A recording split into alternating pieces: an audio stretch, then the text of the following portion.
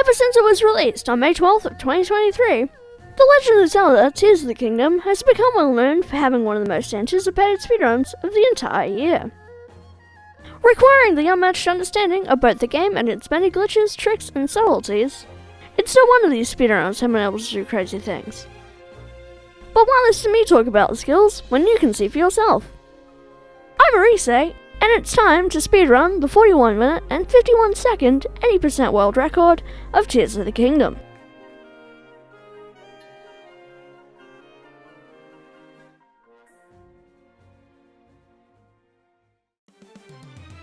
Oh, and this run is by Player 5, so go check them out using the link in the description.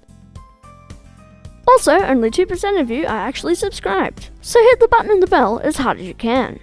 It really helps out the channel and lets me know what games you want to see in the future.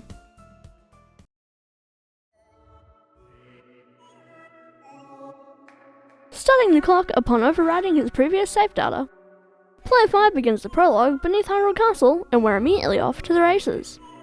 Within the span of a few seconds, he climbs up this stalactite and throws himself out of bounds, skipping the game's entire introduction. Jumping around the hitboxes that will send him back inside, Player 5 slashes into this cutscene, before waking up Ganondorf, having him take both an arm and 27 hearts, and incidentally sending Zelda into the past and Link to the Great Scar Island.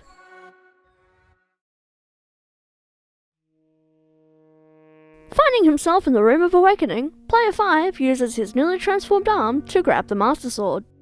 Before cutting these vines, backflipping and jump slashing onto this wall, crouch throw toggle sprinting through this tunnel and scaling the island's exterior.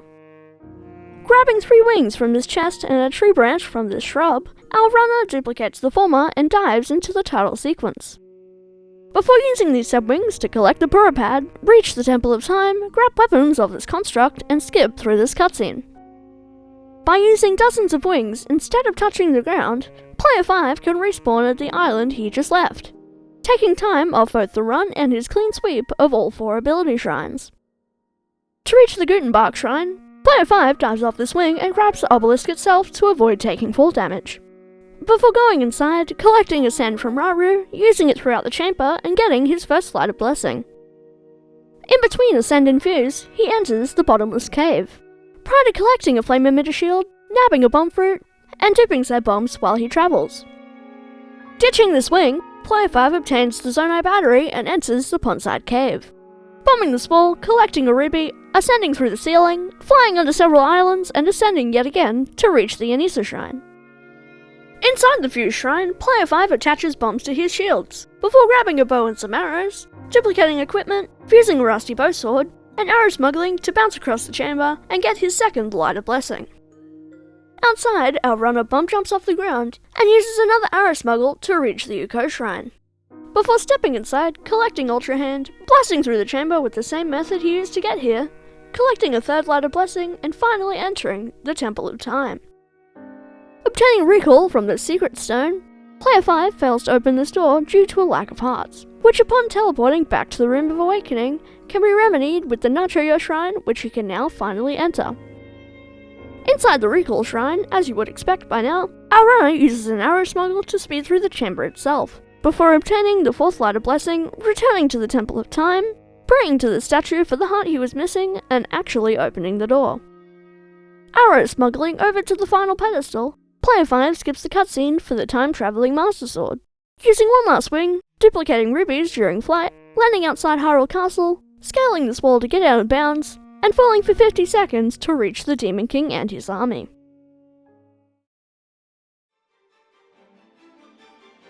On the battlefield, Player 5 uses the 26 rubies duplicated on the way here to blast through 4 waves of Bokoblins, Lizalfos, Gibdos, and Moblins, before clipping through patches of gloom to skip the Temple Scourges and clearing the path to Ganondorf himself.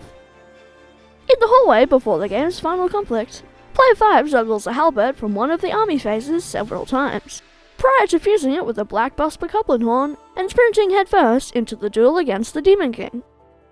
With his halberd having multiplied damage in its juggled state, Ganon's first phase is completely destroyed within a single flurry rush, and despite his efforts in phase 2, Player 5 yet again takes him out, bringing Evil Incarnate to his knees as he swallows his Secret Stone and becomes the Demon Dragon.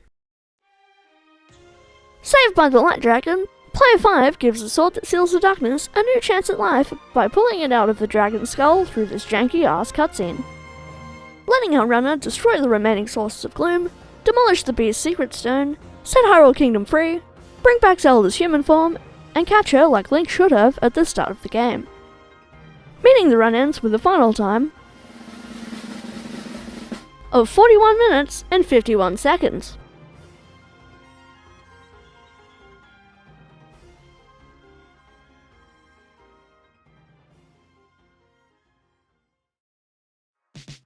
As with most speedruns today, the Tears of the Kingdom 80% speedrun is one that requires a lot of skill. There is so much knowledge and muscle memory involved that it's no wonder most people don't attempt this category. But those that do are truly in a league of their own. On the 1st of February, we'll be covering the Mario Kart 8 Deluxe Booster Course Pass. But in the meantime, if you want me to break down the speedrun of one of your favourite games, then by all means suggest it in the comments and I'll see you guys next month. Orisaey out.